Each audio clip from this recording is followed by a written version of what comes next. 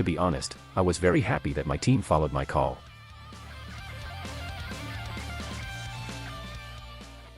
As you can see, me and Khaziz both have our core items. This guy jungler challenged me to a duel and we all know how this fight will end.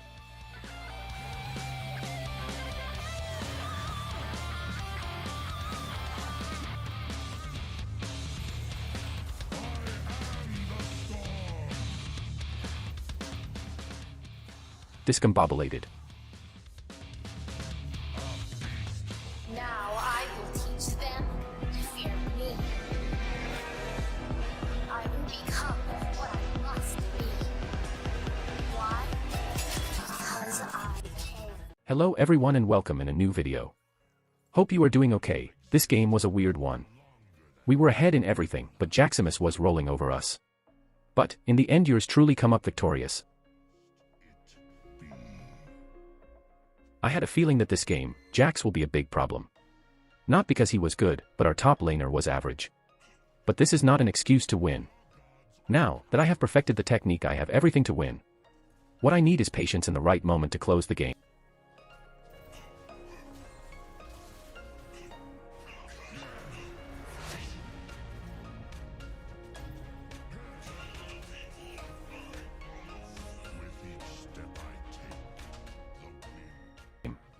Nevertheless, I found out so that your team doesn't forfeit. Holding the wave in such acts can fortify their mental attributes for what to come.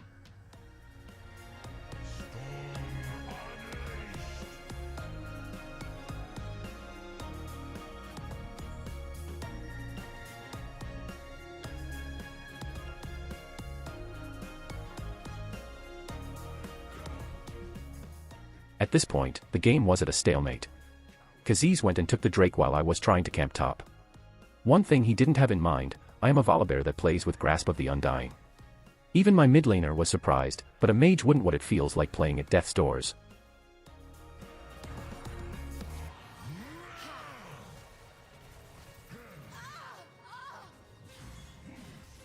This place has been tamed. I will untame it. All will crumble. To explain further why I take Grasp or Aftershock, I think that the Resolve tree is the best among all possible options in the rune selection.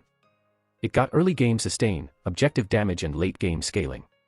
Everything you need so that you don't forfeit. Is to free.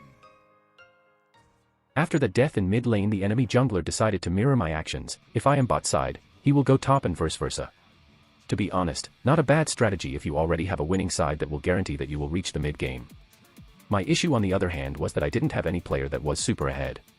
Bot lane was winning pre-level 6 and my job now is to even out the playing field and hope for the best.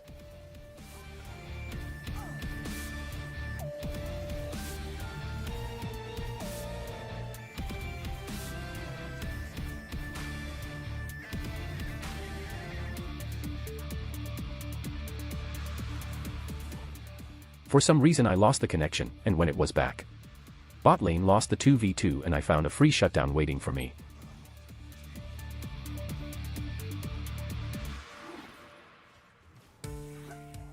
Finally I fixed the connection problem and it is time to take the first tower of the game. In this game, Khaziz's plan started paying off. Jax is living the luxurious life in top lane. Mid is even. But our bot side is ahead in kills but not in farm. Once I show up in bot side, Khaziz will try and gank top side. But fear not, this is where teleport will come handy.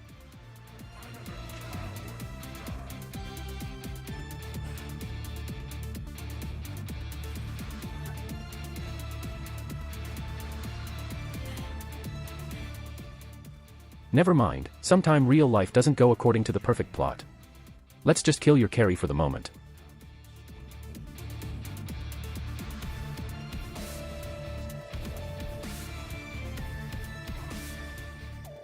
Jax counter both Volibear and Set with his counter-strike as the name suggests. But, he can't counter both of us at the same time.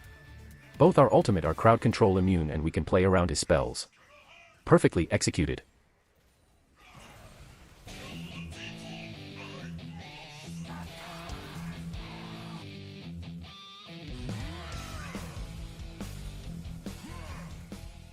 Even if the score implies that we are winning, but actually it is the opposite. Both teams have a good composition, and even at this moment the win can be for either side. At this stage, I started noticing that our Pyke might have watched too many montages, and my jungler senses are telling me a throw is on the way.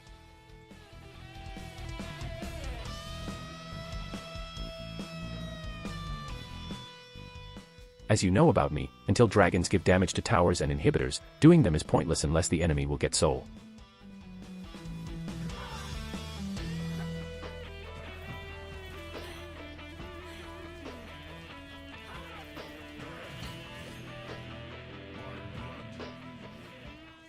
For some unknown reasons, Set thinks he can duel Jax.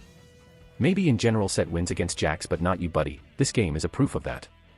On the other side, my allies are face-checking bushes with no vision. Sometimes you just wonder, why are we here just to tilt each other to death?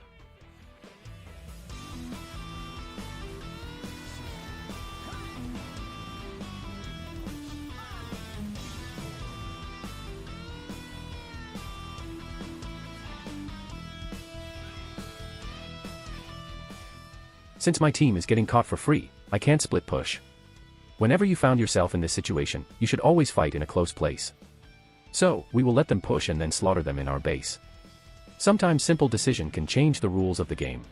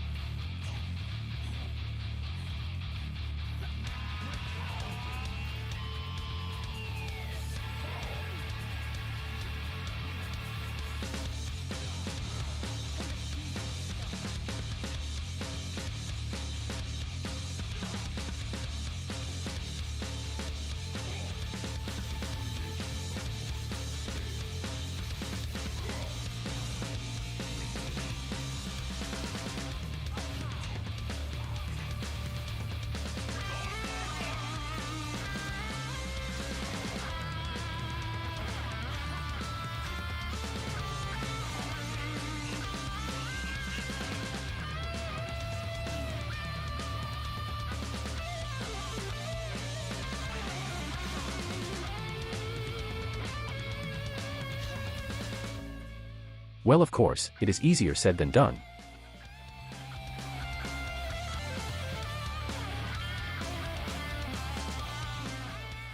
To be honest, I was very happy that my team followed my call.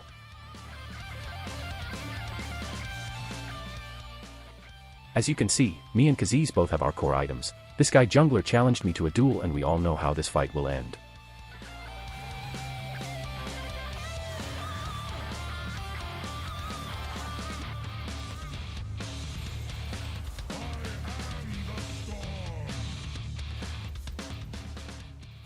Discombobulated.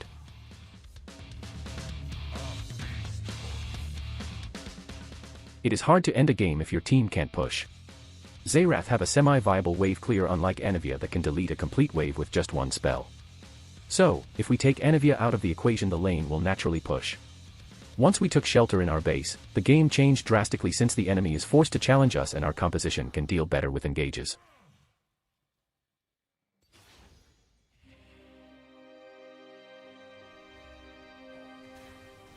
Many have called to me.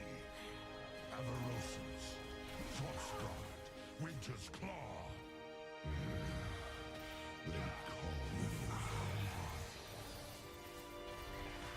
Grayscrow consume you!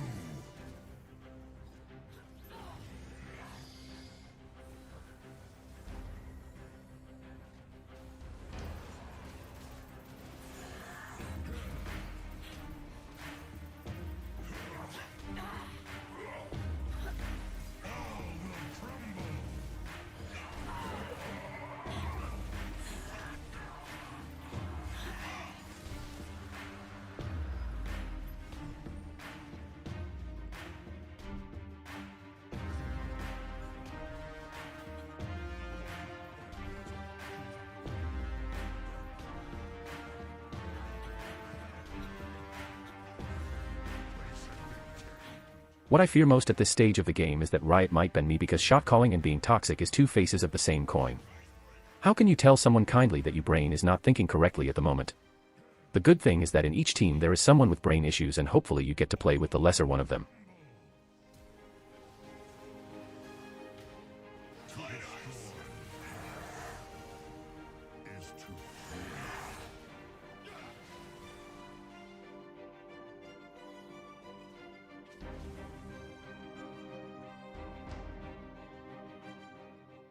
No one can duel Jax at this stage and Jax can't 1v5.